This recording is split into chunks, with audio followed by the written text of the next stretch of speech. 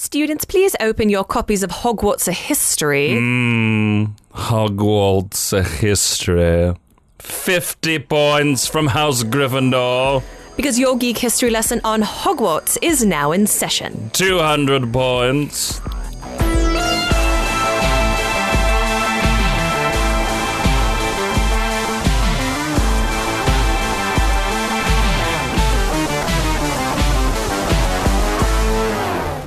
Hello and welcome to Geek History Lesson. I'm Ashley Victoria Robinson. And I'm Jason Flitwick Inman. Hello and welcome to the podcast where we take one character or house from pop culture and then we tell you all about it in less than an hour. And today we're going to be talking about Hogwarts. Another educational institution. The School of Witchcraft and Wizardry from the world of Harry Potter. And Ashley, you know, every time you say Harry Potter, I don't know if you noticed this in the trailers for Harry Potter. I remember back in the day when the Harry Potter movies were coming out and they would edit these trailers and they would always put in at least one shot in every trailer. I'm talking about every TV ad, everything, where they'd have a character very dramatically say, Harry Potter. Yeah. So right now, I want you to do your most dramatic, overblown, ridiculous reading of the words Harry Potter. All right, ready? Yes. Go. Harry Potter. Harry Potter. You sound like you're having a hairball. There you go. You're not wrong, though. Yeah, they do it every time. So I just wanted to bring that up. And you got two good plosive sounds in Potter. If you stop listening at this point, I'm sorry. Screw you. So we're talking about Hogwarts. What exactly is Hogwarts and why are we talking about it? We're talking about it because the second installment in Fantastic Beasts and Where to Find Them. Fantastic Beast. Which if I'm doesn't work. If I'm going to give you a note, terrible name for a franchise that has nothing to do with, very little to do with that school textbook. The Crimes of Grindelwald, that's the subtitle? Yeah. Yeah, okay. This was actually recommended by someone or requested by someone. Oh my God, we have ATA, Eric Jewell, one of our longtime supporters. This is a very ancient request. Thanks, Eric. Asked us to talk about Hogwarts. And so Eric here Jewell? we are. Jewell, yes. Like Eric Jewell. All right. So Eric Jewell. I assume Professor 50 Snape points from Slytherin. No, that's your house. That you are the head of the Slytherin house. Do not tell 200 points from House Ashley. Do not tell me how to run Slytherin. That's fine. Yes. We're going to actually get in a lot. So I don't love Slytherin House, and I'm going to tell you why it's racist in this episode. We decided to talk about that. Yeah, because Fantasy Beasts 2 is going back to Hogwarts. Yeah. Kind of like Rodney Dangerfield's Back to School. Sure. Very similar, I think. I think they're probably going to be very similar movies. So we're going to be talking a little bit about it. Yeah, they're going to be exactly the same. Look, pretty sure. Every person over 40 loving that joke. If you're loving that joke, please tweet us at GHL Podcast. All right, so let's hop into this. Let's go into the first section of the podcast, the 10-cent origin. Oh, but before we do that, we should probably mention that we have a special guest in this episode. Oh, we do. I was going to talk about that after, but that's fine. Let's just talk about it now. So be sure and stick around for our discussion portion because we have the amazing, the intelligent, the beautiful Rachel Cushing. That's right. Coming back to the podcast. We got her twice in 1 year. A Collider Schmodown movie champion now. Yes. She's going to be coming to talk more Harry Potter with us. She knows everything. She's going to talk more mythology with us. I'm super psyched to have Rachel join us. Super smart lady, and she's super Harry Potter smart. That's right. Rachel Cushing. Yeah, that's good. It's got a nice case on it. All right, but we're going to first hop into the 10-cent origin, which is the section of our podcast where we basically give you the Cliff Notes version of everything you need to know about Hogwarts. So in case you go to the Yuletide Ball, you can tell everybody about it. It's actually the Yule Ball, but that's whatever. Hogwarts School of Witchcraft and Wizardry is the British school for magic in the Harry Potter franchise of books and films. It was created by J.K. Rowling and debuted in Harry Potter and the Philosopher's Stone, which was first published in 1997. What was that? Harry Potter and the Philosopher's Stone. It wasn't Sorcerer's Stone. Got it. The source. I am never saying that. I think it's complete and utter BS that Americans were like, oh no, what's a philosopher? It is weird that they changed it. I don't know. Philosopher's Stone would have worked in America. Did Scholastic think that American children are stupid Yes. and have never heard of the Philosopher's Yes. Stone or don't know what I mean, God forbid you cracked a dictionary. I'm sorry to interrupt your 10-cent origin. Do you know why they did change it? Because they thought children wouldn't understand philosopher. Really? They thought it was too even though the For a Philosopher's 10-year-old? Stone is an arcane legend based in Arthurian myth, they thought, oh no, that word is too big. But they would understand a fake word, sorcerer better. Stone. Yeah, I know the American. I've never read the American versions. I will never read the American versions. I refuse to read the American versions. But I know they also, in the British version, it says jumper. And in the American version, it says sweater. And in the British version, it says trainers. Or and bracers. in the American version, it says sneakers. Or trousers. Yeah, things like that. And the American versions are often hundreds of words longer, which I do not hundreds of pages longer. I'm sorry. The British... This Hogwarts lesson's going in interesting places already. I have a lot of feelings about this. I have all of the original first printing British children's editions of the Harry Potter books. But you got those in Canada. Yes, I did. Are they the Canadian printings or the British printings? They're Canadian. In Canada, we only got the British. Well, you can get both in Canada, but I only read the British ones. Okay, cool. Ashley's Canadian, by the way. There's your 10-cent origin on Ashley. I'm sure you all know that by now. And we might have new listeners. There, especially when the books started getting bigger, like around Goblet of Fire. Yeah. If Goblet of Fire was 400 pages in the British version, it was 500 pages in the American version. The American pages, I don't know if they printed the words bigger. Weird. Or they formatted it, but the American books are hundreds of pages longer. Can I say that I'm actually than the English version? I'm actually on your side on this because if they were okay with printing Prisoner of Azkaban, then they could have printed Philosopher, which is a real word. Well, and again, Philosopher's Stone isn't even an original Harry Potter construct. Yep. It's a... No. All right, let's go back to the 10-cent origin. For Harry Potter and the Philosopher's Stone, as we're going to call it for the rest of the episode. Yes, but Hogwarts first appeared in Harry Potter and the Philosopher's Stone in 1997 because it wasn't reprinted in Scholastic as the Sorcerer's Stone for a couple years yet. So it did not debut there. Sorry about your childhood. It's located in Scotland. And in Harry Potter and the Prisoner of Azkaban, the movie, it is said to be near a city called Dufton in Scotland, which is a real place. Okay, cool. So that if you know Scottish geography... Do you know where Dufton is? Do you have any idea? I Googled it, and I don't know Scottish provinces. Cool. But it is real. You can find it. We should go there. That'd be cool. Great. If you are a Scottish person from Dufton, let us know. Let us know if you have an Airbnb that we can rent. Yeah. Do you have a garage? We'll be there next year. It is owned by the Ministry of Magic, which is the governing body in Britain over all magical business. And for most of the Harry Potter series, it is overseen by Headmaster Albus Dumbledore. Albus Dumbledore. Who, fun fact, we did a full geek history lesson on. We did. It was a fun one. Also, Dumbledore means bumblebee in Latin, which is like one of my favorite things ever. Students are educated there from ages 11 to 18. And they're sent their admission letters via owl. Their motto is Draco Dormiens Nunquam Titilandus. Is that Latin? It is Latin. Good. Jason, do you know what it means? To the horse feathers and beyond. Never tickle a sleeping dragon. That's dumb. No, it's not. It's cute. How is that a school motto?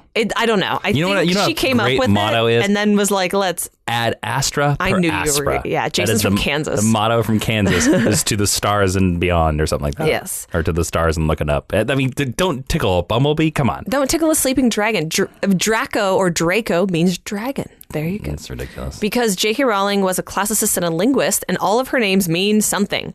Students get there by boarding the Hogwarts Express, which is a red train that departs King Cross Station in London, real place, from platform 9 3/4, not a real place.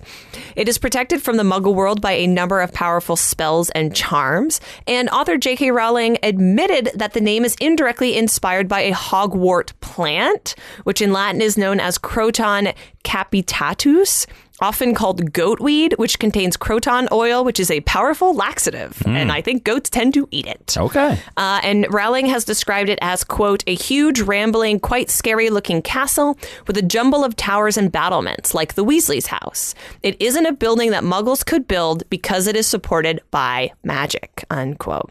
So that is just how special Hogwarts is. I just want to say that no contractor that is worth their salt would ever put up a building supported by magic. Unless you live in a magical world. They would lose their license. Yes. And before we move into our Meet Cute, we have to take a really quick break to tell you about one of the amazing sponsors that allowed us to teach this lesson. Yes, an amazing sponsor that could also be a green vigilante. I am talking about Robinhood. Robinhood is an investing app that lets you buy and sell stocks, options, cryptos, and they let you do it all commission free. So, like Robinhood would steal from the rich and give to the poor. Robinhood is giving you all your commissions free. It's a great app. I've used it a couple of times. It's pretty awesome. It's simple and intuitive, and it's also green, just like Robinhood. I think that's probably intentional.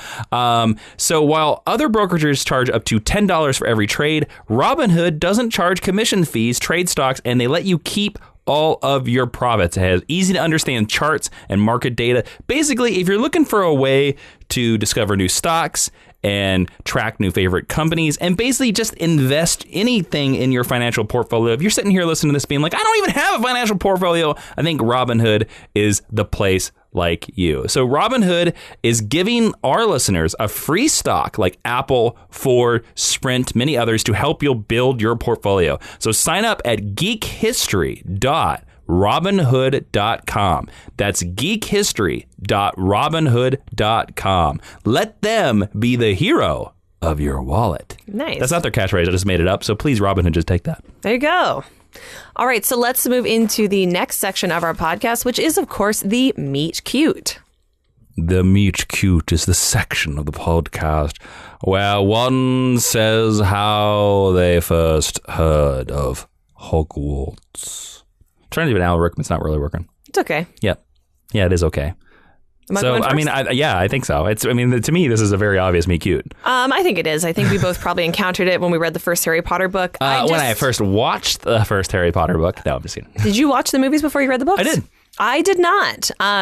Although the first one, at least. Fun fact for Ashley, I read the first Harry Potter book when I was 11, and you begin your tenure at Hogwarts when you're 11. And I read the final one when I was 17, which is how old Harry was at the beginning of the last book. Oh, interesting. It just timed out in my life that way. Yeah, so like the first like 4 were already out by the time you had started. The first 3 were out. Interesting. Because I know there were some delays. Fourth book was the first book I ever went and picked up at midnight. Oh, interesting. Yeah. I saw the first movie, Harry Potter and the Sorcerer's Stone, in theaters on Thanksgiving, the year it came out. And because of that movie, I went and bought the books. And I think I think there were 4 out by that point. I want to say there was only 3. There might have, 3 or 4. I think the first... There were 3, you're right. Because the 4th one came out in... I remember because I moved the same summer that it came out. Okay, cool. And there was already... But I read them all. I read all of them that were available before the second movie came out. So when I saw the second movie... It was up to date. I knew the differences. And then from there, I think I bought every other one of them. Had you heard of the series of books before the movies came out? No, actually, no. Really? Yeah, weirdly enough, I did not know about them until I heard about the movie. And then when the movie came out, they were like, oh, it's based on a series of books. And yeah, I did not heard of them. So just a sidebar for a quick second. I don't know if it's because Canada is Commonwealth and we have a stronger bond with Britain, but like I had heard about Harry Potter like the 3 or 4 years before the first movie came out. Sure. Not that long after it was first printed in England. Like they were huge. I mean, you have to also think about that I was a very young man at the time. I was a teenager at the time. Yeah. So Or maybe a little outside the target market. Yeah, I might not have cared. Because originally, like, Scholastic marketed these books to, like, 10 middle grade readers. I would bet you that middle grade readers at the same time probably knew what they were. I just think it's interesting, that's all. Yeah. Cultural differences. Cool. All right, let's move into History 101. History 101 is we're actually going to tell you everything you need to know about Hogwarts. You usually say more than that. That's the quickest History 101 you ever heard. So we're actually going to go over a little like housekeeping about what Hogwarts is and how you get there as a student. We're talking about it as a concept and stuff like that. Yeah. Before we dive into like the founding and the history proper. Sure. How do I get to Hogwarts? So when students are first accepted, they are allowed to bring only very specific tools with them to the school, including a familiar, an owl, a cat, or a toad, even though Ron brings a rat and no one tells him he can't do that. Well, so I guess these rules are liquid. Are you going to tell tell Weasley what not to do? I'm not. I'm going to be honest. I love Ron Weasley. He's stupid. You could tell him what to do. Yes, he is. They have to bring... He's very dumb. He is stupid. I love Ron. His strengths lay elsewhere. He's stupid. He's dumb. They must bring their acceptance letter with them, a wand, their recommended school books, just like this podcast, a standard size 2 pewter cauldron, a set of brass scales, a set of crystal phials, which are never referenced again in the books, basic potion ingredients, a telescope, and school uniforms. The school uniforms are made up of plain black work robes, a plain black hat, protective gloves, a black winter cloak with silver fastenings, and a name tag. Never seen in the movies. They never wear the hats that much in the movies either. They only wear the hats in the movies at the beginning and the end of the year, and then they realized that everyone looked unattractive in them and took them off. Yeah, they got rid of them real quick. Yeah, I actually they also got rid of the robes real quick too. If yes, you notice they over did. the course of the movies. I wish they'd stuck to that more. That was something that bothered me even as a little kid. Makes them unique. Yeah, and I wish they wore the hats more. And I get it because the hats maybe would be considered cartoonish, but that's a classic trapping of witches and wizards, and I like embracing that. You're allowed to bring a broomstick, although first years are not supposed to have a broomstick, but an exception is made for Harry Potter because he's good at Quidditch, proving that even in a fictional school, sports are more important than academics. That's pretty troubling. Yeah, I'm actually deeply bothered by that. That's pretty troubling. Also by the amount of time Hermione does Harry and Ron's homework. Once students arrive at Hogwarts, they are picked up by the keeper of the keys, games, and grounds. Jason, in the Harry Potter era, who does this job? Rubeus Hagrid. Oh, I didn't know you knew his first name. I'm very Hagrid. impressed. Hello, Harry. You're a wizard. Played by Robbie Coltrane, who's awesome. He is awesome. He's also in 2 Bond movies. He's also in Layer Cake. Students are ushered into boats that ferry them across the Loch, and returning students take carriages pulled by threstrels. Threstrels are like weird skeleton horses that are invisible unless you have experienced death. Can I ask you a question? Yes. Why do the first years get taken across the Loch? That's something I've never understood, and I don't remember the books ever explaining that. I don't think they do explain it. My guess would be because you maybe don't have any friends, you don't know which house you're in, and it's a ceremonial thing. Or also it gives, because the first years will arrive last yes, because everybody else is already in the hall. Yep, and then we have the sorting ceremony. Let's waste these 11-year-olds' time. I guess. In the cold muck. I guess. I don't know. I think because J.K. Rowling wrote the scene with the boats in the first book, and in the second book was like, we're not doing boats no more. Yeah, we're not going to take them on boats every year. Yeah, I don't know. Per my research, there was no canon reason. Yeah. If somebody knows, please let us know. You're probably right. I bet she put them on boats and it was like, this is dull to put them on boats every year. And I'm going to be honest, having read the Harry Potter franchise a couple of times in a couple different languages. Not the languages, though. You can tell when she came up with something and forgot about it, and you can tell when she randomly decided that Snape was going to be a hero now, and then changed everything to reflect that. Well, I don't know if that's going to... Are we going to dive deep into our discussion with that point with Rachel? About this, matter of fact, of how much did J.K. Rowling have planned? Yes, and we're going to talk a little bit about that yes. Then I will not bring it up. Yes, because we're going to talk with Rachel about the mythology and the development of the series. That is definitely a conversation that needs to be had, is how much do we think she had planned? Because none of it. I agree with you. Because I don't think she knew what a sensation it was going to be. Yeah, we'll see where Rachel falls on. Yeah, totally. Yeah. Yes, we are going to talk about good. that. I know you and I have very strong feelings about that. The first thing that happens when you finally get to the effing castle is that you enter the Great Hall, you put on the sorting hat, and you learn which house you belong to. Slytherin. Dive into the sorting hat and the houses in a little bit. What now? Hogwarts is invisible to Muggles, which are non-magical people. Just like the Xavier School for gifted youngsters. False. Due to protective magic that is placed on it. And if you do see it, if you do stumble upon it, because you're like walking around the Scottish Highlands, the castle appears as a rundown, scary building with signs that are like, condemned, don't go inside. And I guess the Muggles of that world are so stupid, nobody decides like, I'm going to take a selfie off the top tower and fall to my death. So no Muggles have ever broken into the school. Hey, interesting. The ground is sprawling with sloping lawns, flower beds, vegetable patches, a loch, a forest, greenhouses, outbuildings, a full-size Quidditch pitch, and an owlry. Jason, do you know what the name of the loch is? Oh, no, I don't. It is called the Black Lake, even though it is in Scotland, so it would be a loch. And under the water, there live a number of magical creatures, including merpeople, grindylows, and giant squid. Fun fact, I thought a grindylow was something that was created by J.K. Rowling. It's not. Cool. Do you know Beowulf, right? Yeah. We all know Beowulf. I love Beowulf. Grendel, the monster, is a grindylow.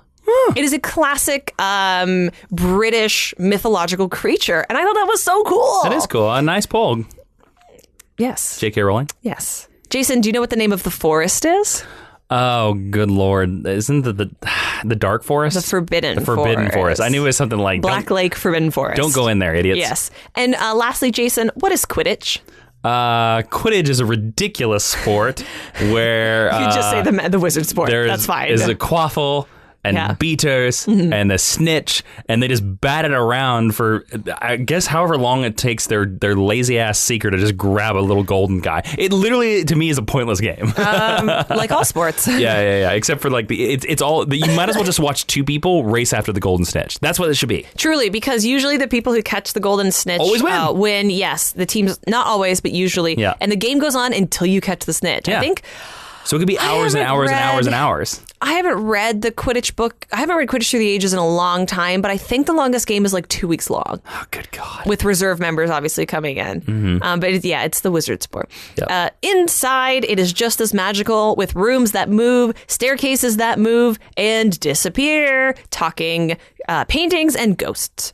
The classes remain pretty small. Hogwarts is a co-ed school and a boarding school with a total student body. You go to Hogwarts for 7 years. Yeah. Total student body of between 600 and 1,000 students, which is less than my graduating class in high school. That just goes to show you the percentage of wizards in the United Kingdom.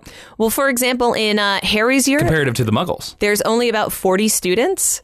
Wow. And J.K. Rowling said that's because she only came up with 40 names and she just decided that was the whole class. All right. So every character in his class, in his year, is named over the course of the book. A much smarter person than us can do the percentage math of what's the Muggle population compared to the wizard population in Harry Potter, just based off that figure. I'm also, someone do it and tell us. I'm not doing maths. Also, the population of the British, now it is specifically the British school, which means, Ireland, Scotland, Wales, England. Just a much lower population than we're used to here in the U.S. where we are recording. But even that seems low. Absolutely. But I like that. I like that kind of like being a mutant. Being a wizard is really special. Mutation. And fun fact, in the Deathly Hallows book, we learn that attending Hogwarts is not compulsory, and some young witches and wizards are homeschooled, just like in the real world. J.K. Rowling has stated in several interviews post the publication of the Harry Potter series that Hogwarts is multi-faith and, quote, of course, end quote, they would have an LGBT club and be open. Which I like. Well, their headmaster is open, so yeah. Right, which I'm going to be honest, if I can give J.K. Rowling a note for creating one of the most successful children's series of all times, should have just made him gay in the book. What's that?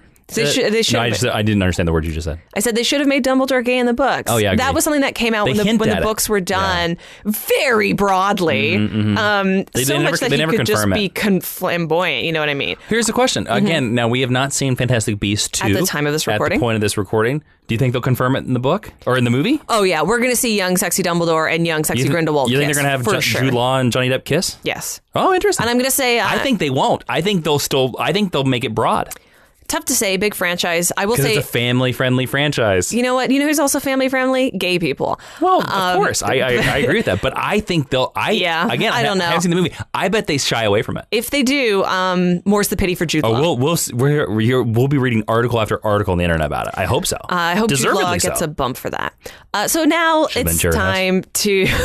Oh, God, that would have been so great. Yep. Go into the history and the founders and how that relates to the four houses that bear their names. Wait, the Dominion has something to do with Hogwarts? Oh my God, I wish. The founders. Nice Star Trek Deep Space Nine joke. Hogwarts School of Witchcraft and Wizardry was founded in 990 Common Era by 2 witches and 2 wizards. Their names are Godric Gryffindor, Helga Hufflepuff, Rowena Ravenclaw, and Salazar Slytherin. Oh, so around the time of King Arthur. Wow, I did not know that was that long ago. Very ancient. Quote, 4 of the greatest witches and wizards of the age, end quote. As we call them, witchers. And also the first teachers at the school. When the school was first founded, the four would handpick their students. And as we go into each of the characters, I'll let you know what their criteria were. Sure. We are also going to talk about... reading my notes really well today. We're going to talk about the founder of the house that Jason and I belong to first, Godric Gryffindor. He is described in the books as Godric Gryffindor was the most accomplished dueler of his time, an enlightened fighter against Muggle discrimination, and the first owner/creator of the celebrated sorting hat. He was considered accepting and open and often argued with his best friend Salazar Slytherin, who did not believe that Muggle-born students should be accepted into Hogwarts. His level of discrimination eventually destroyed the friendship between Gryffindor and Slytherin. I just imagine that Gryffindor was sitting there with his friend Salazar and just like, "Hey Salazar, you want to do? Let's go do. Let's go. You don't like Muggles? Let's do you for it." And Slytherin would be like, no, I'm good. He's like, "Come on, let's do. I don't know. I'm the greatest dueler. Let's do." This is unconfirmed, but in my headcanon, especially because they do make... Absolutely not. I would not do that to poor Gryffindor. Because Godric is described as such a great dueler, I bet they dueled over it, and I bet he won. And Slytherin did not like that. Well, to me, it sounds like... I mean, if that is one of his key traits, like you just described, like, to me, that says that any argument Gryffindor got, he'd win because he just challenged you to a duel and he'd win it. Yes. This also kind of trickles down into the Harry Potter franchise of books because Harry and other members of the Gryffindor House are some of the best in dueling clubs. They often have a proficiency when it comes to combative magic. Yeah, that's right. So there you go. My house says how to do it. I love that he's just Michael Caine. He's very, very much Michael You know Caine. what? If Michael Caine wanted to play Godric Gryffindor in a movie version, I wouldn't be upset by it. It could work out very You know well. who else what I think would He make would a be, great... as you would call Godric Gryffindor, if he was played by Michael Caine, a fantastic beast. Oh my gosh. Maybe in his younger years. Thank you very much. He was a very handsome man. You know who else I think would make a great Gryffindor in a live action movie? Sure. Colin Salmon, who you may know from Krypton and Arrow. Oh, yeah, good choice. You know, to be honest with you, if and this would be, if Fantasy Beasts is all about this thing of like, we are going to be the prequel, like we are going to be the prequel thing, they should have a scene where we see them. We see the founders. I would love to. That would be amazing. I would really love to. Would love them to just go to cast old, but cast like the great English actors of our time. Like, let's see. I actually have Judi Dench. Just for my own gratification, I have like casting choices for all the founders. Can we talk about them now, or you want to save them? Can we save them for like? Because I'm going to tell you, like, I'm going to describe them a little bit, and then we're going to talk about the houses. Oh, you want to save them after that? Okay, cool. Well, I'll save them as I go through them. So, like, here I said, like, I thought Colin Salmon would be a great Godric Gryffindor. Sure.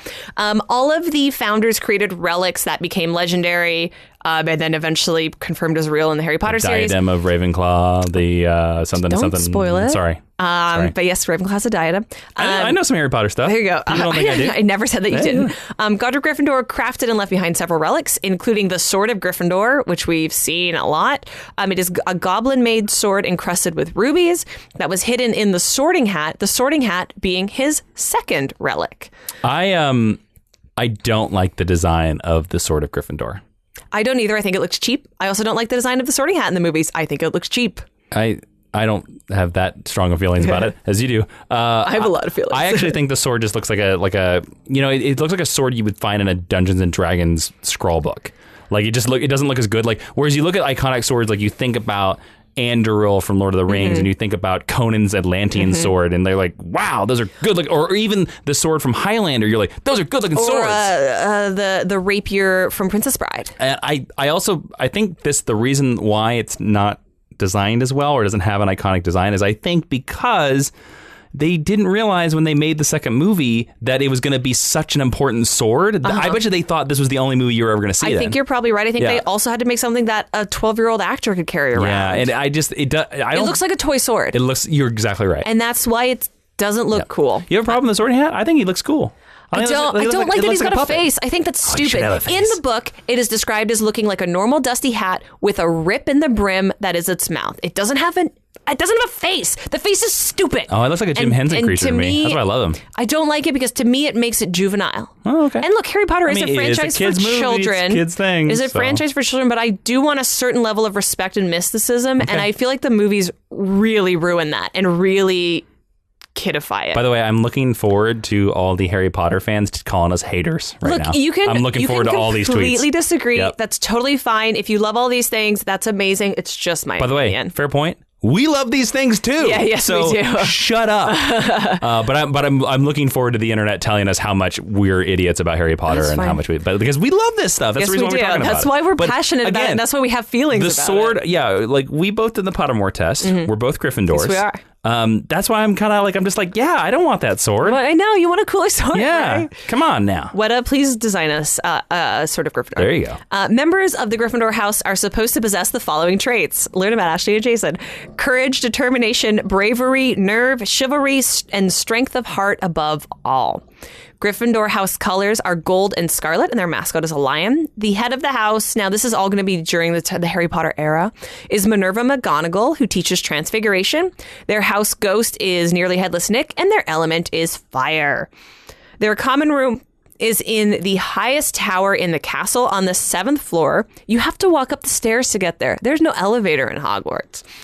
Nope. Can you imagine a magical elevator? What would that be like? It'd be like the Willy Wonka elevator. I don't know, because you also can't apparate inside Hogwarts. Yeah. And it is guarded by a painting of the Fat Lady, who requires a correct password before she grants entry.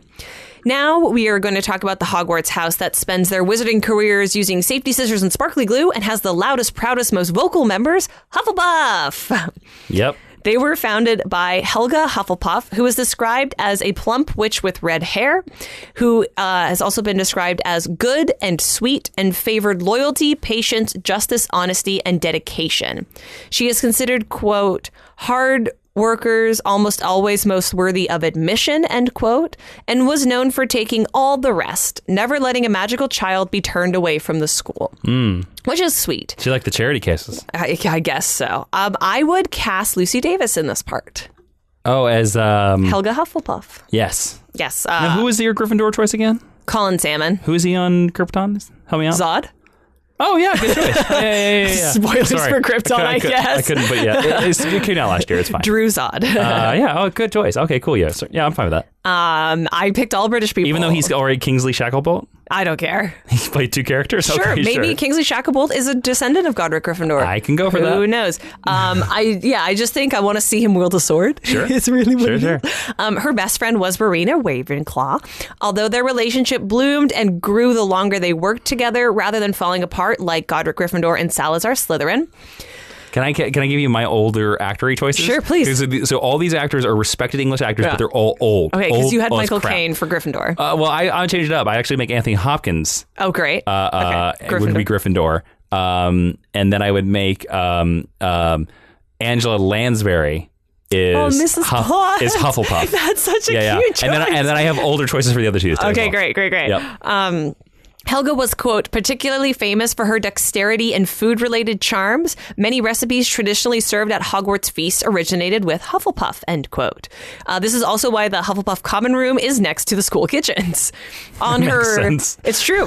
On her wizard card, because remember in Universe they all have those little hologrammy cards, she is described as, quote, having brought people from different walks of life together to help build Hogwarts and loved for her charming ways, end quote.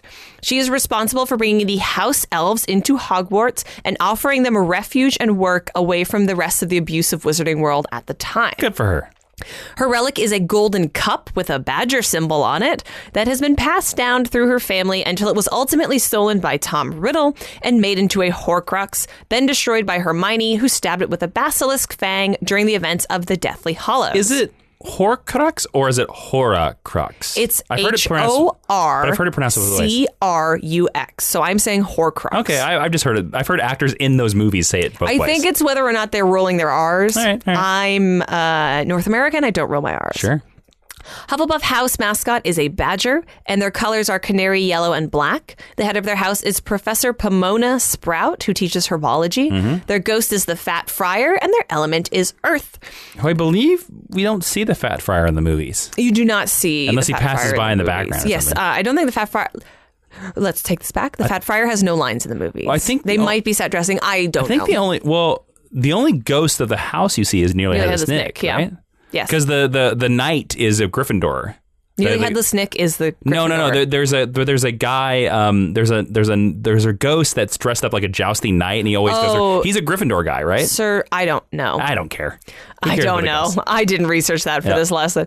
The common room is concealed behind a pile of large barrels in an alcove on the way to the kitchen. You have to tap the barrel 2 from the bottom in the middle of the second row to the rhythm of Helga Hufflepuff. So you have to be like to get in. You mean like I spent a lot of time thinking about Let's this. go Royals. Dun, dun, dun, dun, dun. Okay. All right, J.K. Rowling. I told you, sports are very important in Harry Potter. Apparently, and they're very important to J.K. Rowling. The more you learn They're very about important it. to her, apparently. Okay, so now let's talk about the Smarty Pants house, Ravenclaw.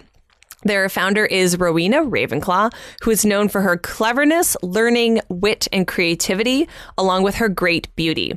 She is described as, quote, fair Ravenclaw from Glen, end quote, which implies that she is Scottish. Glen plays her? Scottish. Even though she was already in the Harry Potter universe, I would say I think double casting. Emma Thompson would be great. Sure.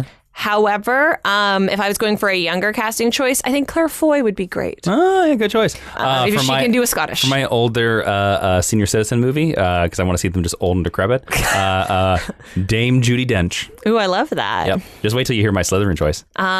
Actually... Okay, I'll say that for later. She designed the enchanted floor plans of the school, complete with the shifting rooms, staircases, and corridors, and coined the saying, quote, wit beyond measure is man's greatest treasure, end quote, which is featured in the Harry Potter series of books. She will not grow up to be Dame Judi Dench because she did die tragically young. And we know in my universe she does. Sure in your Elseworlds Harry Potter story. Yeah. We know this from the passage, quote, Rowena Ravenclaw was the most brilliant witch of her time. The legend had it was a broken heart, cause unknown, that contributed to her early demise, end quote. But then the Deathly Hallows was published, and it explains exactly why she died. Let me just tell you, as Godric Gryffindor, we all know who broke her heart. No, we know exactly who broke her heart. Yeah, I was saying Godric Gryffindor. No. Let's just say I did a little bit of a love do, and I won. Oh my God. So in the Deathly Hallows... Wands were not used. Personal gross. wands. I don't want to think about that. Let's just think about, the Sword of Gryffindor. It has a multiple connotations. Stop. This is a non-explicit podcast. We learn... It also has rubies. We learn that her daughter, Helena Ravenclaw, died an early, untimely death, and this broke Rowena's heart. Oh. So, fun fact. Okay. Helena Ravenclaw, a.k.a. the Grey Lady, is the Ravenclaw house ghost. Oh, the daughter. Mm-hmm. So, and if you don't know... she died when she was at Hogwarts. If you don't know this answer either, it's fine. Does the Ravenclaw line just end, like the actual bloodline? I don't know. Oh, interesting. I wonder if any Harry Potter fans out there, please tweet us at GHL Podcast. Let us know. Does the Ravenclaw line stop dead? I don't think so. I would guess not. But I don't know. It's just, interesting. She was known to select her students for their intelligence and their wisdom. Mm-hmm. And her most famous relic was, like Jason said, the lost diadem, which her astounding wisdom was attributed to and which is said to grant enhanced wisdom to the wearer. Which also became a Horcrux. Like Hufflepuff's cup, it was stolen by Tom Riddle and eventually made into a Horcrux. This Tom Riddle guy, I think if he was real cute, if this wizarding world doesn't do something about him, I mean, he could become a real danger. Problem. I'm just saying they should get on top of that guy. The diadem was destroyed at the end of the Deathly Hallows by Vincent Crabbe, who's one of Draco's fat bodyguards, who exposed it to fiend fire. But don't feel too bad because he died during the same incident. Ravenclaw's house colors are blue and bronze, but they were changed to blue and gray in the movies, which I don't like, and the mascot is an eagle. Interesting. I don't know. Maybe blue and gray. I think they thought bronze was too close to gold on camera. I understand it. I like bronze better, especially because their mascot is a golden eagle, like that classic European iconography. Their house head is Phileas Flitwick, who teaches charms and is played by the awesome Warwick Davis. Their house ghost is the aforementioned Grey Lady, and their element is air. Their common room is located in Ravenclaw Tower because they have no need for secrecy on the west side of Hogwarts. Students must solve a logic puzzle instead of giving a password to gain entry into the common room. It is round and domed with a high ceiling painted in stars and a statue of Rowena Ravenclaw wearing her diadem in its center. Through the window, Ravenclaws, quote, have a spectacular view of the surrounding mountains, unquote. And during the Harry Potter series of books, it's a big deal that Professor McGonagall is able to solve the logic puzzle and gain entrance into the common room. Oh, that's good for her. Yeah. She's a smarty. I love McGonagall. I would love to teach the lesson on her if people want to recommend that. To be honest with you, that's who the prequels should be about. It should be about McGonagall, because also just for the reasoning of, we already had a Harry Potter franchise about a boy. Let's have a Harry franchise about a girl. Also, if I can just derail the podcast a little bit, if you want to know more about McGonagall, it is truly the only reason to play the Pottermore series of games, because I don't think they're great games, but there's a lot of supplementary material on McGonagall that you can unlock, including the Muggle that she fell in love with, stuff like that. She played. Did she marry a Muggle? Quidditch. No. She didn't marry anybody?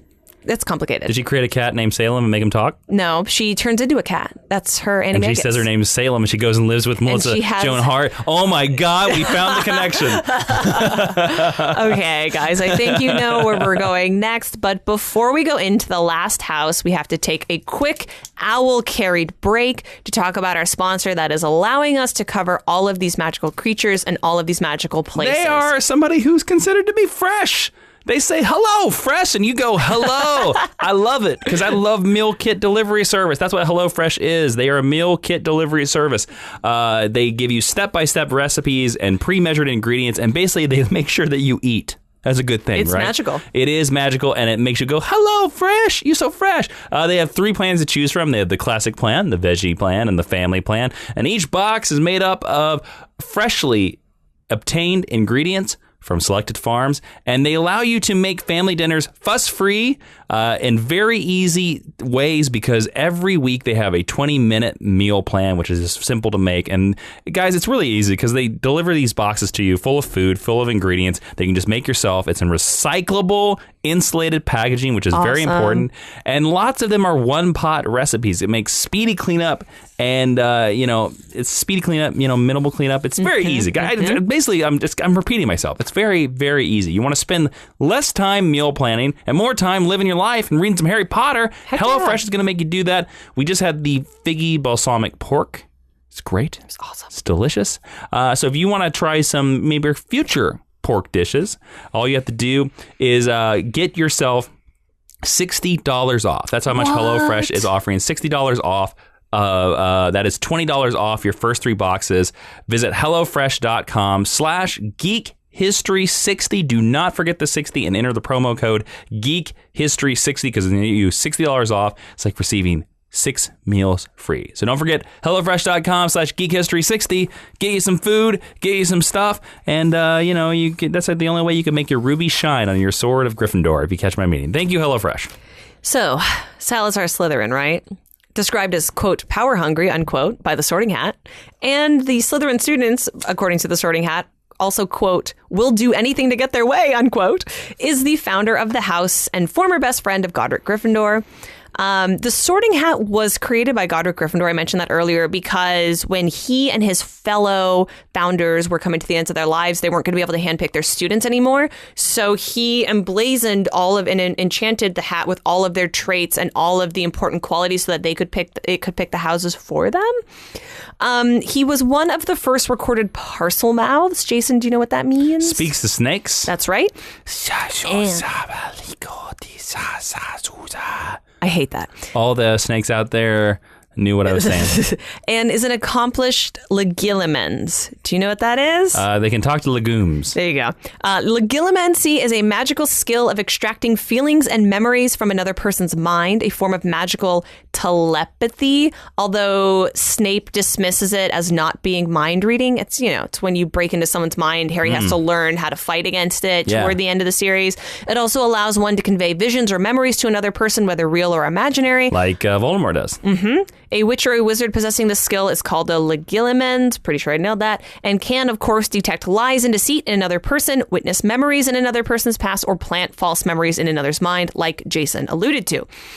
According to Pottermore, that I kind of went on and on about earlier, Slytherin's wand contained a fragment of a basilisk horn that he could use to put anyone he wanted into a holding sleep.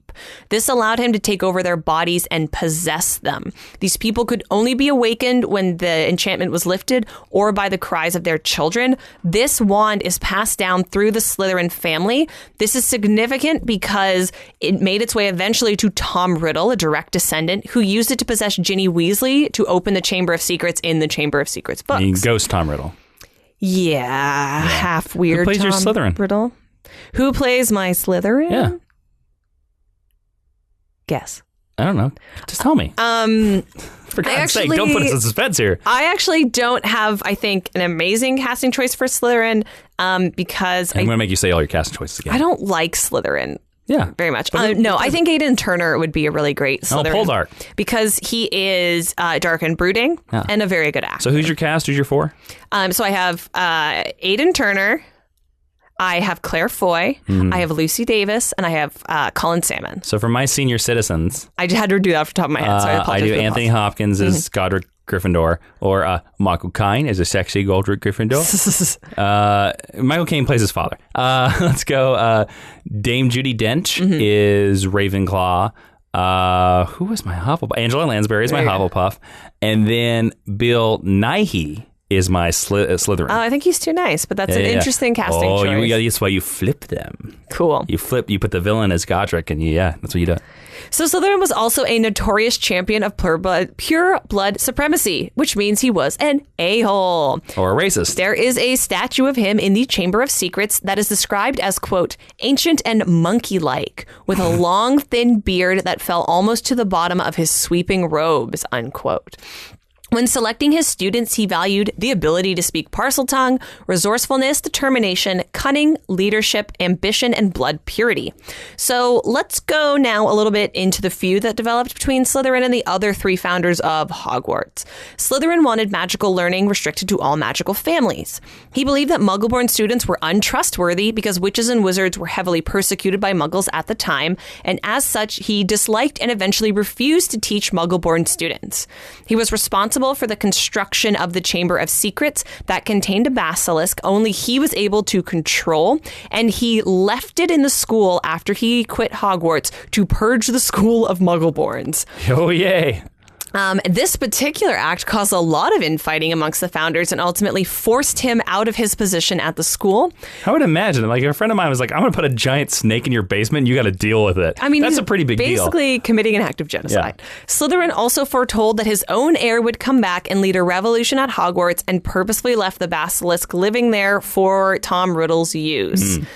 His relic is a locket that was passed down through his family until it was turned into a Horcrux by his direct descendant, Tom Riddle. Ron destroys the locket using the Sword of Gryffindor during the events of the Deathly Hallows. Slytherin House colors are green and silver, and their mascot is a serpent. Their house head is Severus Snape until it becomes Horace Slughorn, who are both potions teachers, and then Snape becomes the defense against the dark arts teacher, and then he becomes the headmaster. Their ghost is the Bloody Baron, and their element is water. The Slytherin common room is hidden behind a bare stone wall in the dungeons of Hogwarts, and it looks exactly like a dungeon, located beneath the Black Lake. During the time when Voldemort believes that Harry is dead during the Deathly Hallows, he announces his plans to abolish the Hogwarts houses and force all students to follow the practices and beliefs of Slytherin. And then after the Battle of Hogwarts, Slytherin House no longer places value on blood purity and becomes softer and more inclusive. Moving on into history a little bit, after 300 years of the school being open, the Triwizard Tournament was introduced between the 3 most prestigious magical schools in Europe, Hogwarts, Beauxbatons, and Durmstrang. It was intended for witches and wizards of different nationalities and ethnicities to meet. However, it only went on for 6 centuries until the death toll became so high that the tournament was discontinued until Goblet of Fire, where we murdered Edward Cullen. Hogwarts was a well-enchanted and always considered relatively safe until the year 1929, when they were forced to increase security due to a growing threat from Gellert Grindelwald. Some of the students were taken out of the school for their own safety. This same thing actually happened several times during the events of the Harry Potter series. And then there was increased security again in 1942 when the Chamber of Secrets was reopened for the first time by Tom Marvolo Riddle, who was in his 5th year, meaning he was 15, and a Muggle-born student died. Jason, do you know who the student was who died? Oh, it's Moaning Myrtle. Yes, Myrtle Warren. And then he blames it on Hagrid. Yes, who became Moaning Myrtle. And so Hagrid gets expelled. Like Jason said, Rubius Hagrid was expelled from the school. It wasn't until 1992, a full 50 years later, that the chamber was open again during the events of the eponymous book, and Hagrid's name was cleared, and Tom Riddle's guilt was revealed. So Chamber of Secrets supposedly takes place in 92. Yeah. Wow. Yeah. Where do they time date these books? Where does who came down like with the official? Because I don't think they say a year in any of the books. Like Pottermore or something like that. I think J.K. Rowling did. Okay. I don't. Oh, they dated. I know Harry Potter's like older than me. They dated because they put Harry's birth date and year in the first book. So then if you add 11 years, then you can extrapolate. I think the events of the book all finish in 98. Like the series ends in like it's a period piece. Following these events, Hagrid becomes the Care of Magical Creatures professor. The 1970s and 1980s encompass the first Wizarding War. It's an 11-year-long war at the height of Voldemort's terror. The first in the history of the Wizards? Ever? According to J.K. Rowling. Right. I don't believe that. I don't think it's the first one. I think it's kind of like we call World War I, Sure. even though there were many wars before then. This was when Albus Dumbledore first became the headmaster of the school, and Hogwarts was considered one of the only safe havens in the wizarding world because Dumbledore is historically the only wizard Voldemort is afraid of. However, it was also during this time that a student known as Jacob went on a mission to locate all of the cursed vaults at Hogwarts, which are 5 secret rooms of mysterious origin that were said to house ancient magical treasures older than even Hogwarts. How is that even possible? During this time, he opens a bunch of chambers and unleashes a curse encompassing the school in ice and injuring several students. There was a rumor that he had opened another vault that cursed him with madness, which is like why he was doing this whole thing in the first place. But he did eventually manage to break into the secret vaults and lift the ice curse, and then he was expelled. I've never heard of this dude. I believe this is all filler material from Pottermore. Okay, cool. I bring it up because it was one of the only real scandals that happened kind of before the Harry Potter franchise. Yeah. It's not long after that Dumbledore founded the original Order of the Phoenix, and they remained active until Halloween 1980. When Voldemort died attempting to murder the infant Harry Potter. So Harry Potter was born in 1980, which means that he goes to Hogwarts for his first year in 1991. The events of the Harry Potter book, I'm not getting into them, you all know them, happened between 1991 and 1998. Following the Battle of Hogwarts in May 1998, Hogwarts received extensive damage. It had to be repaired. Many students returned kind of for an 8th year to complete their final year of school that they didn't get to do. Well, because like Snape took over and nobody taught anything. And it got real bad. Rowling has since stated that by the year 2017, school life has returned to normal. Professor Minerva Mcgonagall is still the headmistress and ancient AF. She's immortal. And descendants of the students that we know and love from the book series are now attending the school. Because Cursed Child and stuff like that. And Neville Longbottom retired from his tenure as an Auror, along with Harry, Ron, and Hermione, which is basically Wizard Cop, and is presently serving as the professor of herbology. And that is so they've all 4 of them retired now. Well, Harry. So real quick, Harry and Ron are still Aurors. Okay. Hermione. I don't buy Ron as an Auror, but sure. Is an Auror for like a minute. Yeah. And then she is higher up at an executive level in the Ministry of Magic, but still in defense. I think Hermione should be the Minister of Magic. I think she'll get there. Yeah. I think in 10 years, we're going to get a Rowling announcement that's like, Hermione's the Minister of Magic. Are we also going to talk a little bit about in the extra stuff, like what we actually think the destiny of Harry Potter should have been? We can if you want to. Let's please do that. Great. I'll make a note. Yeah. But yeah, that's the end of our lesson on Hogwarts School of Witchcraft and Wizardry. Can we move into ye oldie recommended reading? There's one reason why Godric Gryffindor here. There's one reason why Minerva Mcgonagall is still the headmaster. Mistress, yes, that's what I called her. Of Hogwarts. You're like super dead. I'm always alive, baby. In these walls. Sometimes if you look at a painting in Hogwarts and you kiss the painting. There are paintings of all the founders in Hogwarts I'm there. And statues. Yeah, I'm there. Sometimes we do. And not that kind of doing, you know what I'm saying? You know you have a whole town named after you. Of course I do. Godric's Hollow. I've doed them all. Okay. This accent is falling off. We're going to recommend reading. Yeah, can you tell us what that is? Recommended reading is basically, I think, the part of the podcast where Ashley is just going to tell you to read all the Harry Potter books. Where can you find it? geekhistorylesson.com/recommended reading is where you can find all of these suggestions. Click on the widget, goes to Amazon, get yourself a book, read it. There you go. Yes. I don't think any of my recommendations are going to be surprising, but I'm going to make them nonetheless. I think there's 7 of them, right? No, there's 3. Read the complete Harry Potter series, the English version. Oh, that's 1. Not the American versions. Read Harry Potter and the Cursed Child if you want to know a little bit more about the universe. Watch the Harry Potter movies complete on Blu-ray. And because we're bringing this lesson to you for free and we're hoping that you will support us regardless, we are going to take this time to talk about our last sponsor of the episode. That's right. We got bills to pay, everybody, and the bills are helped to be paid by Lisa. Lisa is one of our favorite sponsors. That's why we saved it for last. But Lisa is a mattress company that delivers a mattress direct to your door, straight on your doorstep, so you can get an amazing night's sleep, because a quality night's sleep makes all of the difference. Their mattresses are comprised of 3 foam layers that provide cooling, pressure relief, body contouring, and also, I've heard, support from wizard duels. So if you're in a lot of wizard duels, Lisa can help you out with that.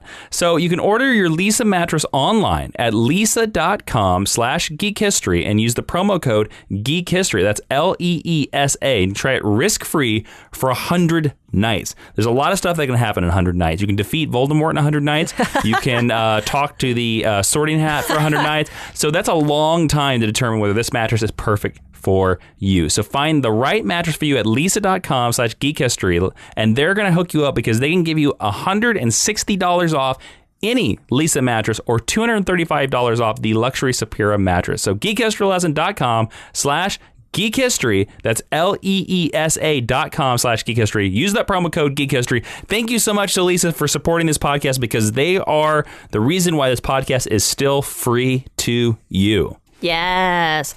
All right, so we're going to roll into our discussion with our amazing guest. You know her from the Collider movie Trivia Schmodown. She's a champ there. You know that she loves all things magical. You also know her from our Mission Impossible episode. That's true. You know that she is a very cool lady. We are so happy to welcome back Rachel Cushing to Geek History Lesson. Welcome back to Geek History Lesson, Rachel. All by yourself this time. This time, it's just me. Sorry, Sam. I'm not sorry, Sam. I know you're listening. I'm not sorry. Refuse to be sorry. Rachel, we brought you on because you're a huge Harry Potter fan. In fact, you're wearing a Harry Potter-esque shirt right now. Yep. You're accompanying several fandoms with that. Oh, yeah.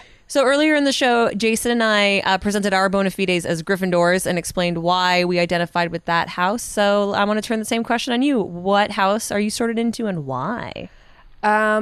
Ever since I read the books, I associated myself with Ravenclaw because I was most definitely an intellectual goody two-shoes all the way through school, all the way up into college, really. I'm a huge book nerd. And a lot of people would argue, and they were like, but Hermione. And I'm like, you're right, she's in Gryffindor. And I like the idea that, you know, you can relate to a variety of houses, and then it like also plays into the books with the idea of having a choice. So if I had to choose, I probably would pick Ravenclaw. However, Pottermore has told me that I am in Gryffindor. Oh. So I remember I took the test of all the tests. And that's the real answer, and you must uphold to it. I don't know. I don't know. I mean, everybody was doing it, you know, when Pottermore came out and take the quiz and all this stuff. And I was a little bit surprised, but because Hermione is the character I do relate to the most, and she is in Gryffindor, but also very intelligent and wise. They really place a lot of emphasis on wisdom in Ravenclaw, but that she also exhibits characteristics of being a Gryffindor. So I'd like to say that I probably fall in between the two. You're a Ravendor? Sure. A Gryffindor? That's interesting. I do remember when Pottermore first came out, everyone took it very, very seriously. Oh, yeah. And you brought up the fact that the Sorting Hat does take your opinion into consideration. So I was always surprised that people got so mad about it. But they really, really did. Oh, yeah. You and I were talking about this when you first came over, and Jason and I also laid out our casting choices for some of the founders. Are there actors who come to mind for you if you were going to cast Rowena? It's funny as soon as you said that, and then I heard that you guys kind of like went in different directions with like the age groups and whatnot. But like, my head went to Helen Mirren like almost instantaneously, because it's honestly hard to think of too many British actors that haven't already been in the movies. Truly. I could see, like Emma Thompson probably would have made a great. Can I change my answer? I just came up with a British actor that is not. This is one of the British actors that I cannot believe has not made it in Harry Potter, and I would cast him as Godric Gryffindor, Patrick Stewart. I think he was too expensive. Actually, it's funny. When those movies were being made, Patrick Stewart was when I read the books, before they made 4, he was my casting choice for Mad-Eye Moody.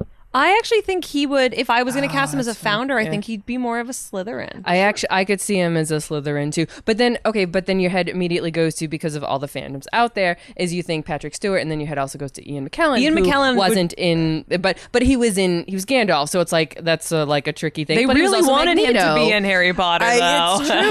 But like if I could pick a Slytherin, I think I'd say Ian McKellen, because he's so good as Magneto, and like there is that sly quality that I think that he would be really good. Yeah, and then you can have Michael Fassbender being like young, sexy. It'll be be totally good for the inevitable prequels that we get into. Boy. Yep.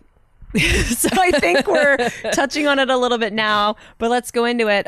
This whole episode has been about the mythology. You love mythology. You stated that you were a book nerd. I know your feelings about Lord of the Rings and Game of Thrones. Yep. How do you think the Harry Potter mythos stacks up next to titans of fantasy like that? I think it's pretty strong. My biggest love in fantasy is how similar in certain ways it is to history. And to me, that's about world building. So I love Tolkien because the world building is so super serious. I mean, he actually envisioned it as a prehistory to Britain itself. So that you can feel that, and you can feel the weight of that, and that grounds it, even though it's fantasy. And I think Rowling did it in a very interesting way that is geared more towards kids. At the end of the day, I will argue that these are children's books. Yes. Doesn't mean adults can't Which enjoy them. but we are all speaking very seriously about. But a lot Let's of be people honest, get all of very Geek History mad. is about Geek History Lesson. Our entire podcast is all about children's books. When you bring comic books to it, it's all children's books. Very true. I mean, because so many of the geek properties are things that we get into when we were children. But I didn't get into Harry Potter as a child. I was practically an adult when it came out. So and you could be empathetic and thoughtful and still relate but to I could it. still see it, and I could still like it, I swear. So, but I like hers because it's hard to articulate, but it is accessible to children. Whereas, quite frankly, Lord of the Rings is not. Like the way it's presented and the way that she names things and the way that she presents the history and the backstory. I will argue, though, the older you get, and if you study classics or languages, the more disappointed you are in how derivative all those names are. Ultimately, absolutely, but a lot of fantasy is. Even Tolkien is. Truly, absolutely. So there's Beowulf. Right. But that's also an understandable inclination because there's that grounding quality to it. If it's based on mythologies we already have or a twist on those things, they're things that are already in our brains, and therefore we can, connect the dots in ways that help when you're reading these things. But like I always think about the fact that like she's always doing the double consonants.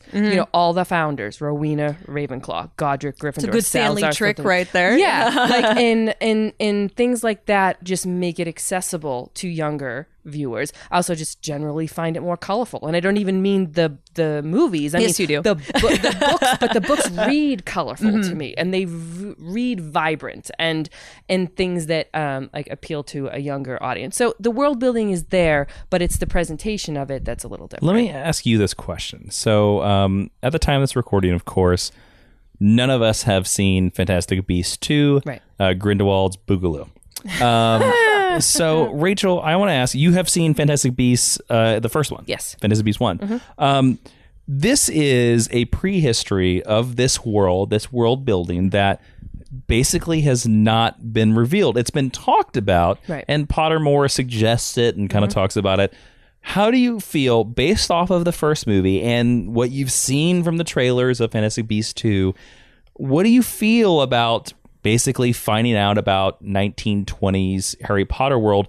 Is it living up to your expectations? Is it disappointing? I'm not looking for a review of the movie. I'm just like, how do you feel about this? Is it because I've always heard to explain my question basically, and it's a terrible question, you have to explain it, but I've always heard the theory in terms of story that sometimes there are things in your stories that are built up so big that no matter what you reveal to your reader, your watcher, it will always be disappointing. I'd always heard for years that they said that we should never learn the origin of Darth Vader because no matter what they show us, it will always disappoint whatever nightmare we came up with our heads. And I would think that probably became true.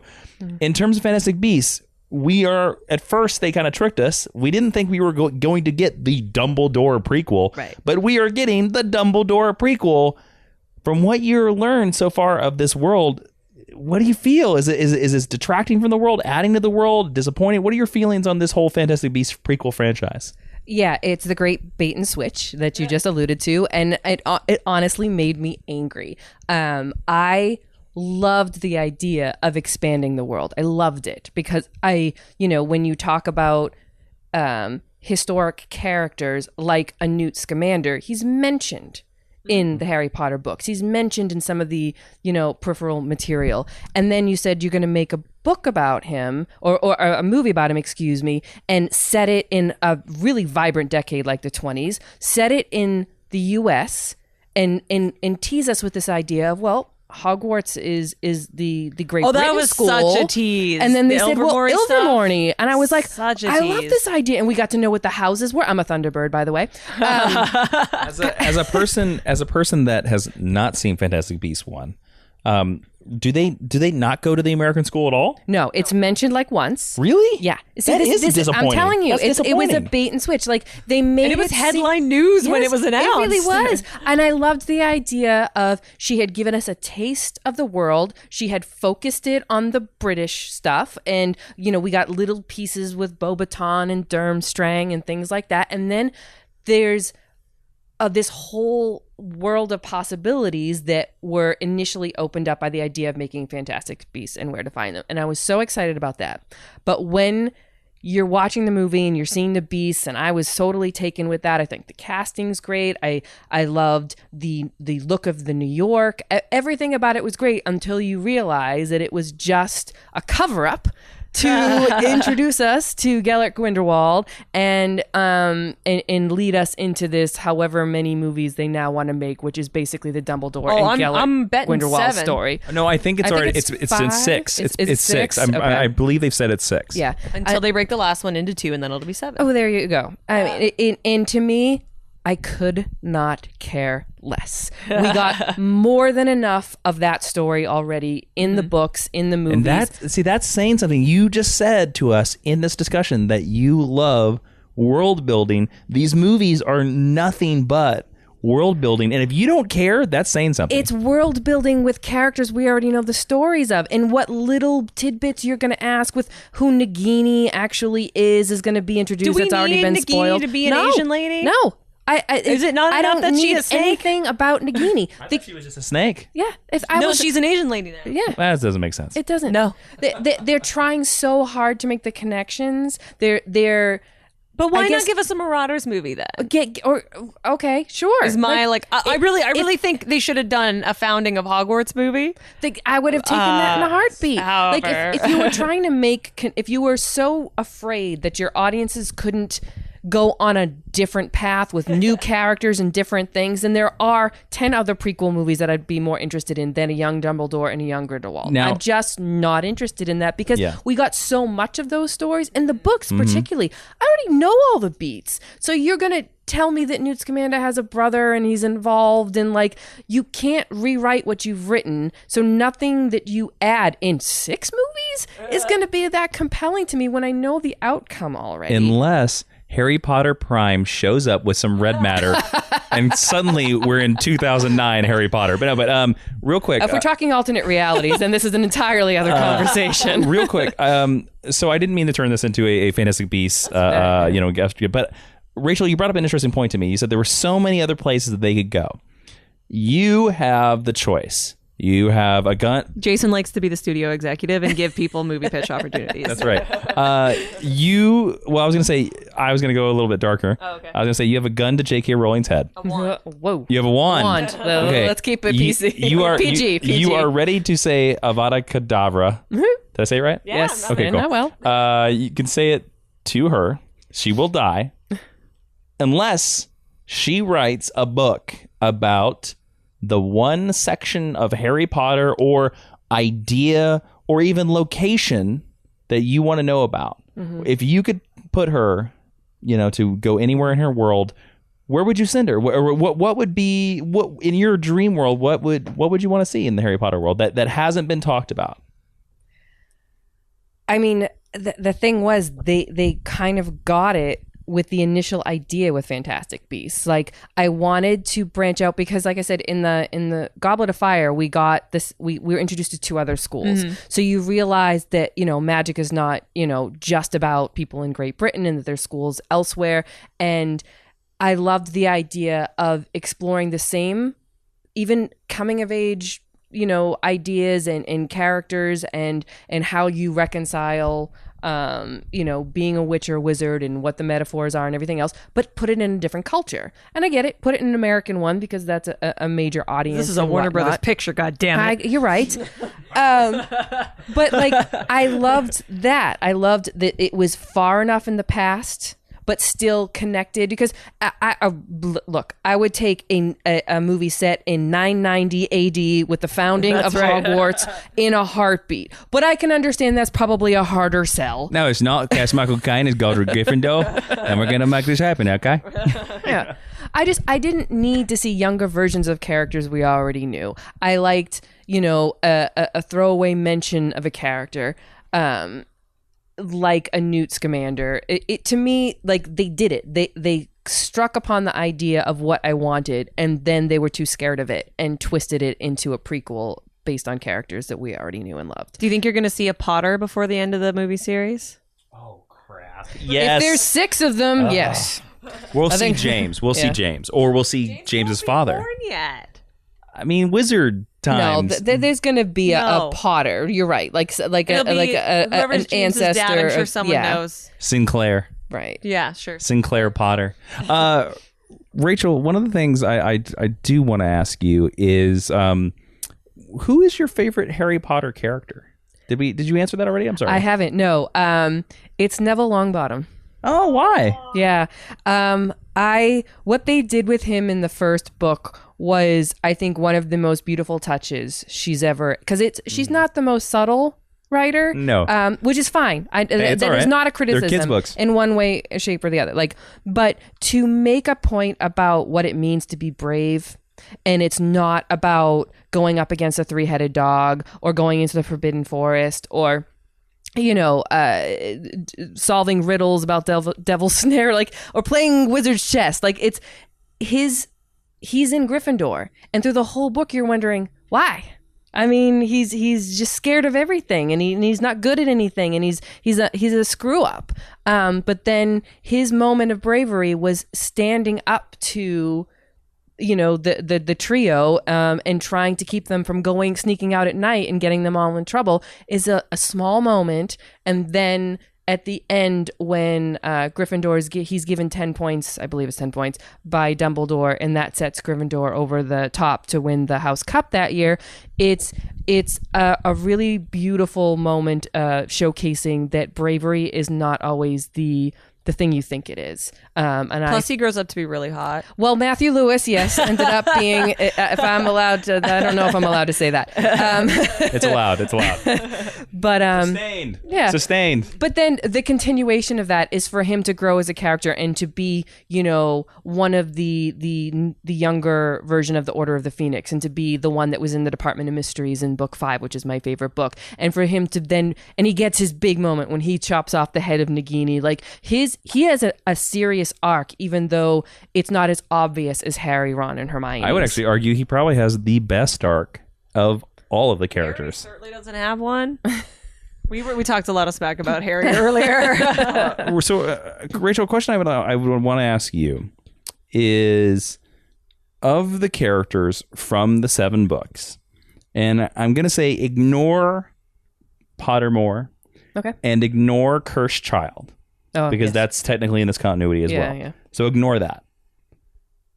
Of our characters in the 7 books,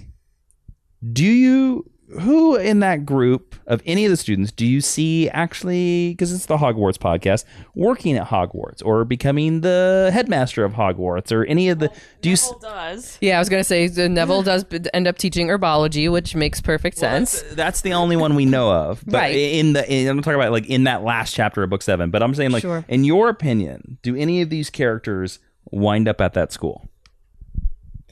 You know, it's funny. I always thought Hermione would be a good choice. I get why she's not, but to be She's gotta somebody be who, Minister of Magic. right? I mean, that totally makes sense. But as somebody who loves learning so much, that to me is a very important quality in a teacher. Is somebody who loved to learn and then to pass that on.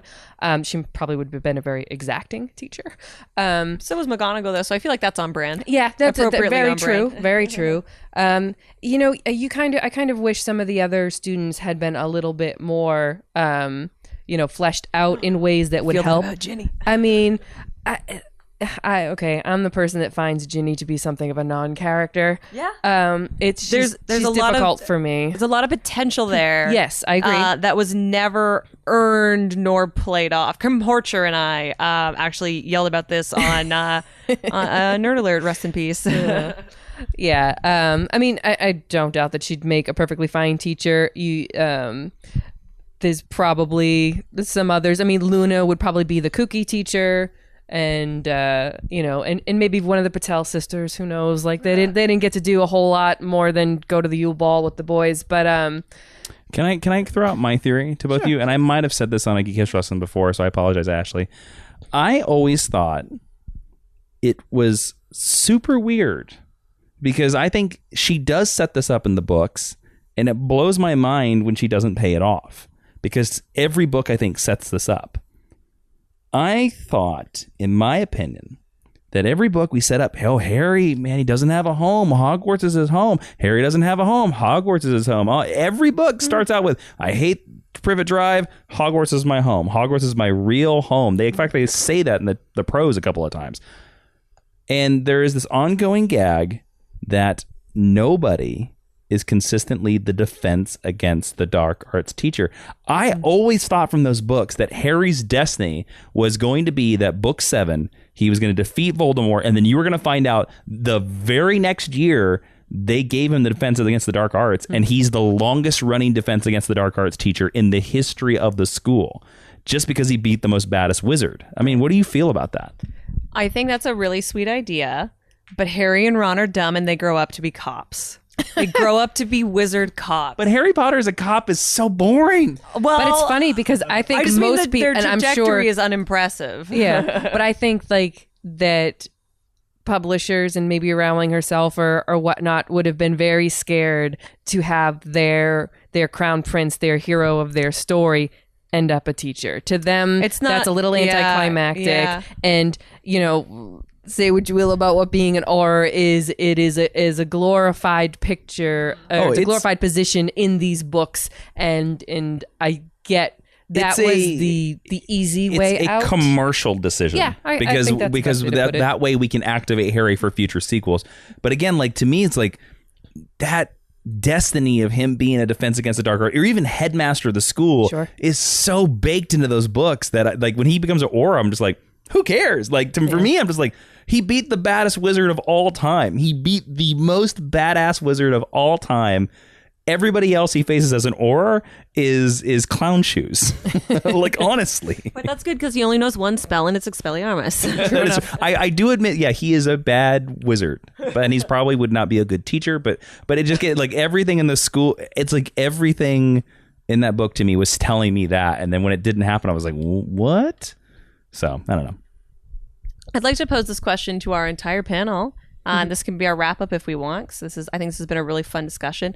What is your favorite piece of mythology or world building or setting? Basically not a character from the Harry Potter franchise. And I'll let you all think about that a little bit. But I really love magical mail. I think the owls are super cute. And I thought, and the older I get, and the more my relationship with my parents change, the more I enjoy the idea of like a howler, that like your mom could be so mad at you that she would just scream at a piece of paper and send it to you. Like the domesticity that they bake into that world, I think is some of the most truly magical stuff that we get.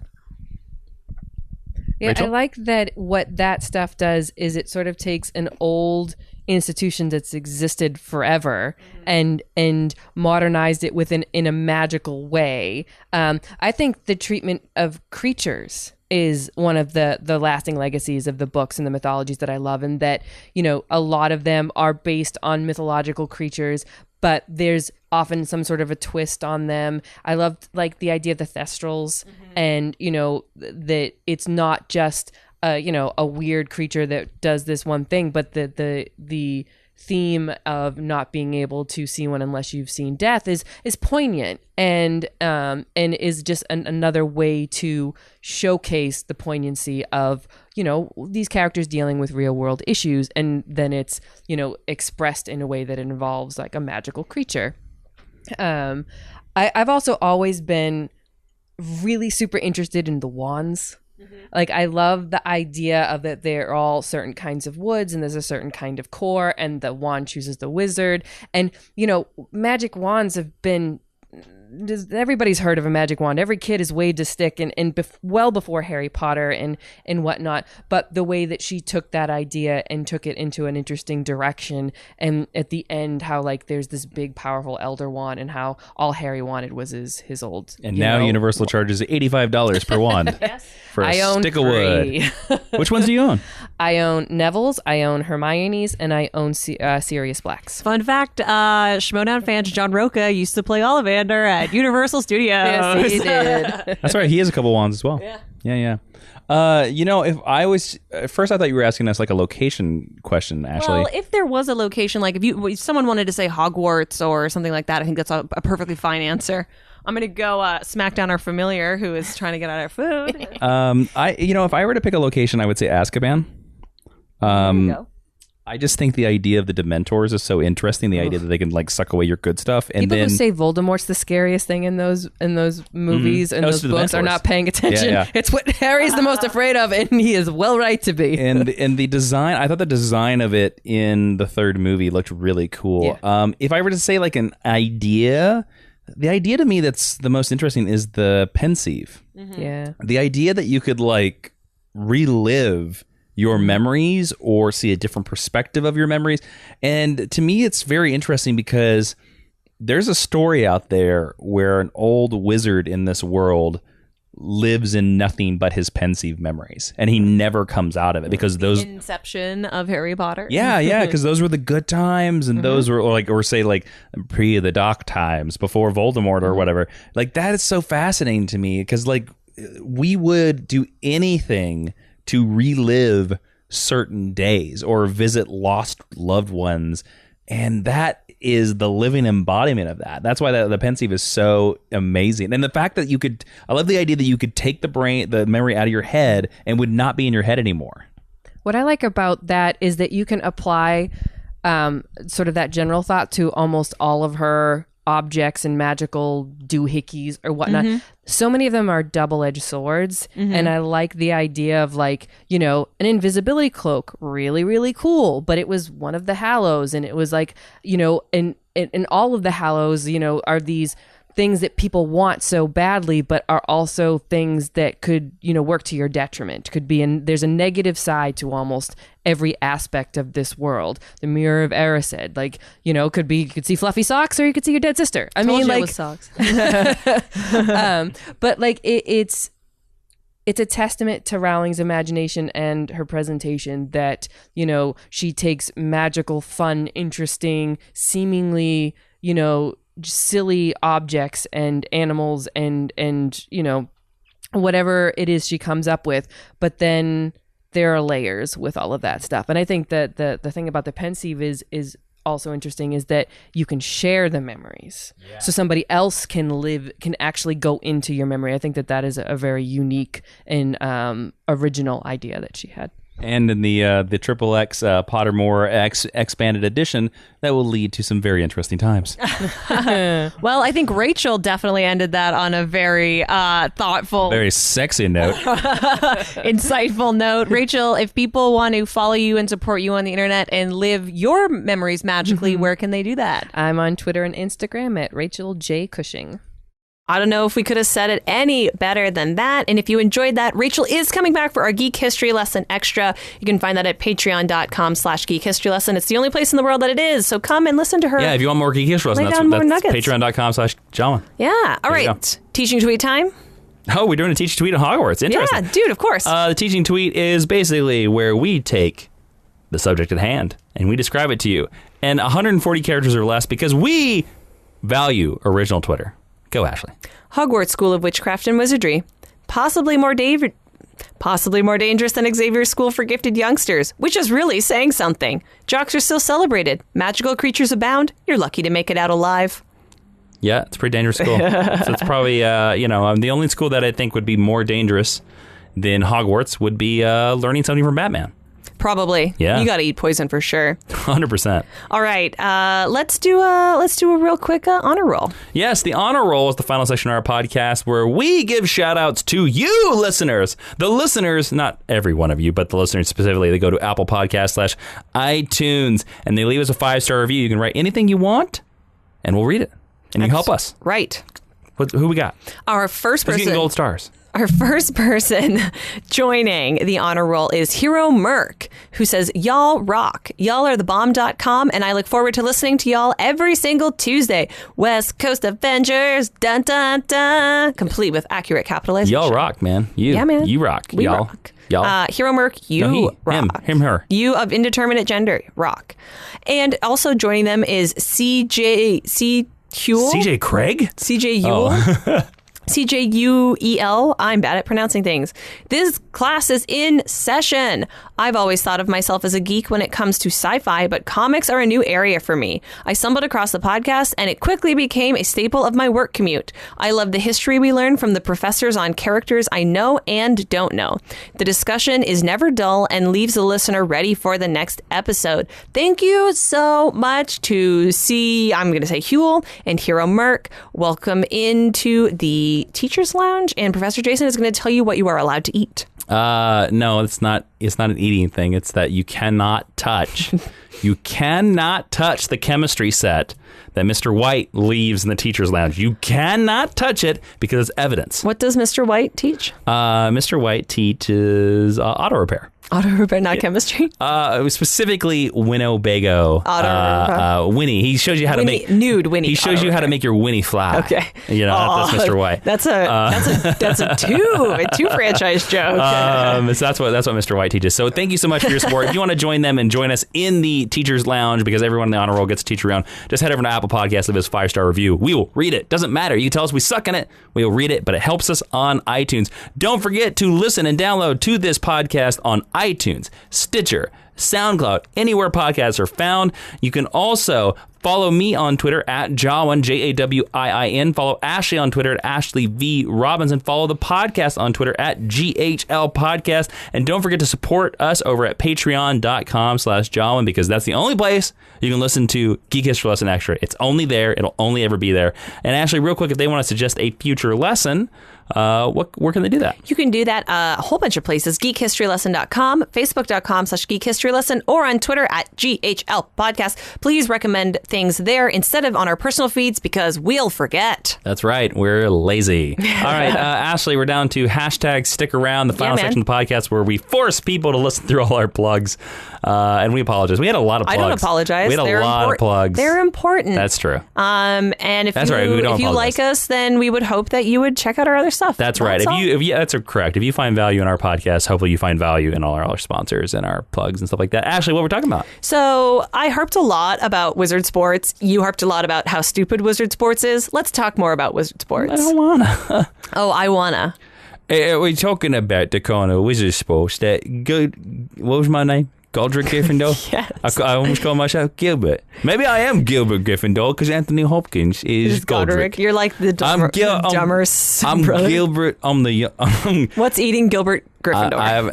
I'm Gilbert Gryffindor. I'm the younger. I'm going to be honest, you sound a little drunk. I am a little drunk on that. I can't quite keep this dialect going. Okay, I'm going to change it. Let's do an interview with Gilbert Gryffindor. Oh, Jesus. What is your favorite subject to study at Hogwarts under your brother? Occlumency. Occlumency. I don't remember what that is. What's your girlfriend's name? What's your girlfriend's name? My girlfriend's name is Tempest Titiboo. What is your boyfriend's name? My boyfriend's name is Steve. Steve with no last name. Steve. Is he like Cher? He's like Cher. Okay. He's ahead of Cher because actually this is 900 CE. 990, yeah. CE. Are you in the Gryffindor house or do you belong to a different house? Yeah, I'm not a part of any house. I'm a part of many. Okay. Do you play Quidditch? Let's just say, wait, hold on a second. I'm answering your previous You have a bed question. in many houses? Let's just say that if I knock on the door's going to be open. Okay. Do you play Quidditch? I don't even know what that is. I don't think it's been invented yet. What position would you play? Let's just say I am the top. Okay. And final question. Does that make sense? Yes. I'm always on top of the broom. That's what I mean. Great. Most importantly, tell me about your wand. You get a couple of butter beers in me, and maybe Non-alcoholic. Maybe I'll tell you more about it. I'm currently on butter beer. Okay, if people would like Gilbert Gryffindor to come back, Gilbert Gryffindor. To maybe be featured alongside Doctor Strange, please let us know. Oh, I know him. I know Stephen. Dude, I do. Is he your boyfriend? Is that your boyfriend, Steve? One time for about 7 days in Paris. Okay. Stephen really wanted to know how to point the fingers while you do magical space. Mm-hmm. So I showed him how Did you show him your wand? I showed him how to... Stop interrupting, please. I showed him how to point the fingers, and then we spent a beautiful 7 days knitting sweaters together. Okay, that's great. I think it's time to end this podcast. I think we could keep going. Gilbert Gryffindor is a very important... Where is my dialect going? I don't know. Gilbert Gryffindor just fell asleep. He is that drunk. Yeah, he drank a lot of butterbeer before we started recording today. If someone would like to do fan art of Gilbert Gryffindor, that'd be dope. Maybe we'll buy it from you and put it on a t-shirt. Who knows? I'll tell you this right now. If somebody out there sends us fan art, if you want to send us fan art of Gilbert Gryffindor, tag at GHL Podcast in it. And if we like it, we're going to choose one random fan art person and we're going to send you something really cool. It's going to be a really big or super cool graphic novel. Cool. So yeah, let's do it. One of our favorites. All right. Yeah. Gilbert Gryffindor. I think we stumbled onto an interesting character. Gilbert Gryffindor. Isn't it interesting how he was Godric and then he became Gilbert? Well, you messed up his name. I did because I forgot and I'm But you know what? Drunk off butterbeer. No, I don't even mean that as an insult because that's good improvising. You just went with it. That's right. All right, cool. Yeah. What are we doing now? We're signing off the podcast. Why don't you do that, Professor? I have been Ashley Victoria Robinson. He has been Jason Inman, among others. I am Jason Butterbeer Inman. And Professor Ashley, would you please close out this podcast with the best dramatic reading, closed out voice? Close out this podcast with such emphasis, such dramatic, to make us think that we both know you're the dramatic one here. To make us think that whatever you're saying is the most important thing that we'll ever do. Class is now dismissed.